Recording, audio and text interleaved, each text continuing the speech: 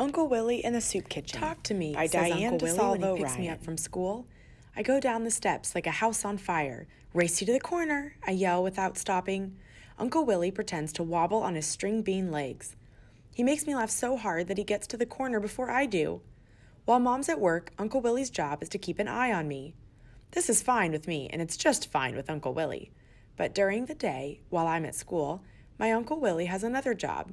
He works at the soup kitchen.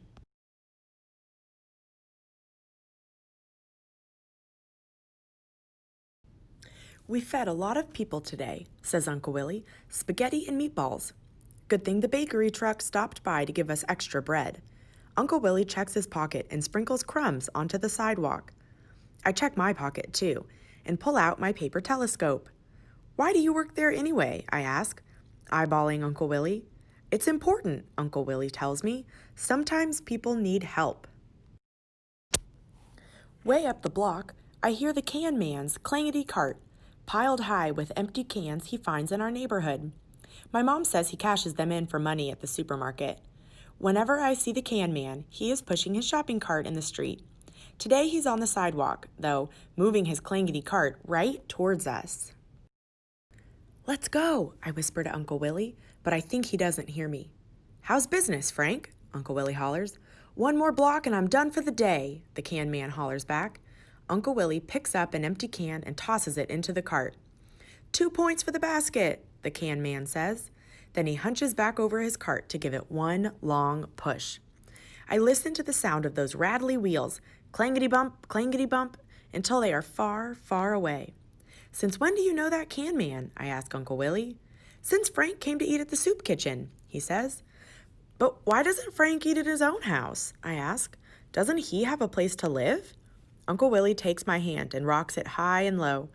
I never asked Frank where he lived, says Uncle Willie. In the soup kitchen, you only have to be hungry. When Mom walks me to school the next morning, I see a woman sleeping on the park bench. She looks lonely, I say. I feel kind of sad when I see her. Mom says there's a lot of lonely people these days. That's why I'm proud of Uncle Willie. He's doing something to help. But I wonder what it's like to work inside a soup kitchen. I mean, Uncle Willie goes there almost every single day, and I've never even gone with him once. Mom hands me my milk money and scoots me up the front steps. Why don't you ask Uncle Willie to take you next Monday, says Mom. Remember, you have a day off from school. All set?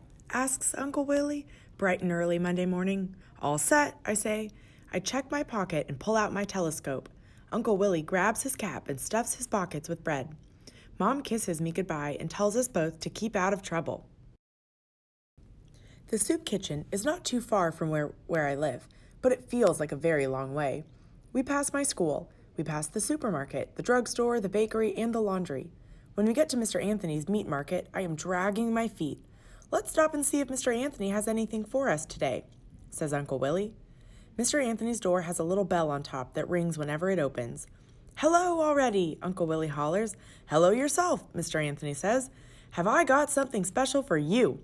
When Mr. Anthony comes out from the back, he hands Uncle Willie a lumpy brown bag. He gives me a brown bag too. Chicken for the soup, Mr. Anthony tells us. Food for a feast, Uncle Willie says. The little bell rings again when the door closes, and I wave goodbye through the big front window. When we turn the corner, Uncle Willie points to a small brick building. It looks old and kind of run down from the outside. Here we are, he says. A woman opens the big white door. Good morning, Shanta, says Uncle Willie. A very good morning, says Shanta, smiling. You brought us a helper today. I shake Shanta's hand and follow Uncle Willie inside. The soup kitchen is small and bright. The 4 huge soup pots steaming on the stove make the whole place smell delicious. There are posters on the wall that say, "Have a nice day," and "No smoking, please." Look, I say, lunchroom tables just like my school. But what's that high chair doing there? Uncle Willie takes my bag and puts it down on the table. Little children come here too. Now, let me introduce you all around, says Uncle Willie. First, I meet a cat. This is Underfoot, Uncle Willie tells me. Underfoot works the night shift down in the basement. And over there is Brother Mike. Brother Mike opens the lumpy bags from Mr. Anthony's store and turns them upside down. "Chickens," he says, looking over at us. "That's great. Thanks for picking them up." A man at the double sink is washing a big silver bowl. "And this is George," Uncle Willie says. "If it wasn't for George, we'd all be in hot water." Uncle Willie ties an apron on and helps me tie one too. "Now, let's get to work already." I watch Uncle Willie cut the celery short and skinny and split the tomatoes in fours. He chops the potatoes and parsley and onions and tosses some into each soup pot. He smiles at me and jiggles a carrot. "Perfect!" Uncle Willie hoots and finishes off the string beans. "Will you help me sort the fruits and vegetables?" Shanta asks. "The market gave us so much fruit that we can make a salad today." I separate the fruit and put it in the sink to wash. While Shanta slices, I mix the fruit inside the big silver bowl with a wooden spoon. Everything comes extra big around here. George walks over from the sink and opens a really big can of peanuts. He says he wouldn't mind one bit if he had some extra help. I put one big bowl of peanuts, one big plate of sliced cheese, one big dish of butter, and 2 big baskets of bread on every lunchroom table. I'm hungry," I say when Brother Mike gives every pot just one more stir. "Break time," he says. "Help yourself to a bowl of soup. Sit down already," Uncle Willie tells me, "and make yourself uncomfortable." I pour a little bit of my soup into a cup for Underfoot.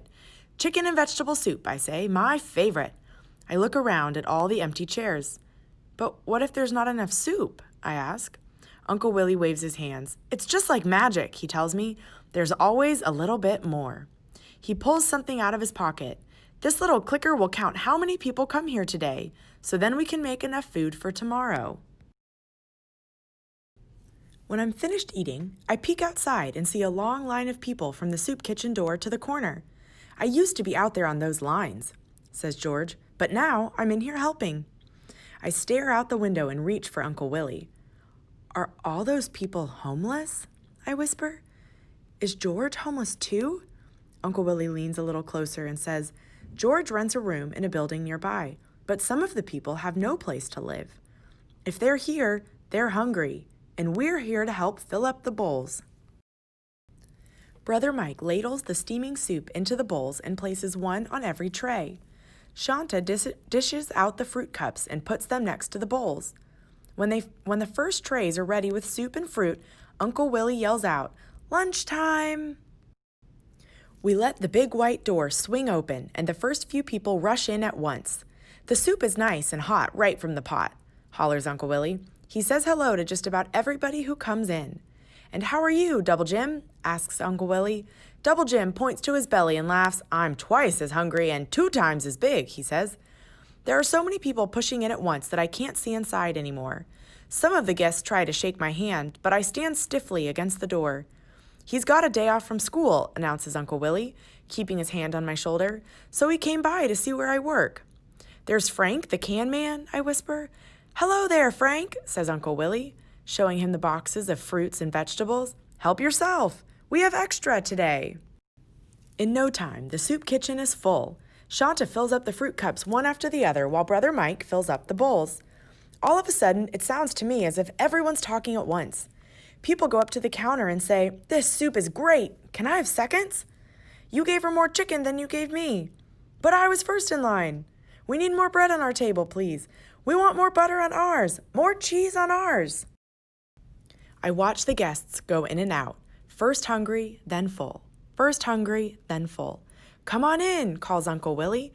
George is walking back and forth. He picks up the dirty dishes from the counter and carries them back to the sink. I can hear the soup spoons going clink, clink, clink. A woman shuffles by and stuffs her pockets with bananas. She looks a little bit like the woman I saw sleeping on the park bench. I hope so.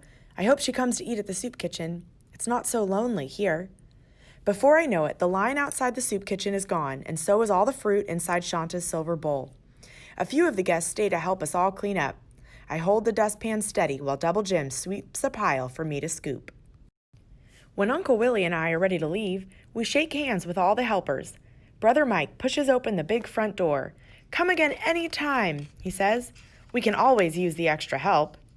"Thanks again for the soup," I hollered at everyone else in the back. Underfoot liked it too. On the way home, Uncle Willie shows me the counter. We fed 121 people today, he tells me. That's a lot of citizens. I pull my paper telescope out of my pocket and eyeball Uncle Willie. Uncle Willie looks like one big smile. Laughing, he picks up an empty can and hands it to me. I take the can and head for the trash. I turn, I fake, I jump, I shoot. Talk to me, says Uncle Willie, and he hoots as I score 2 more points.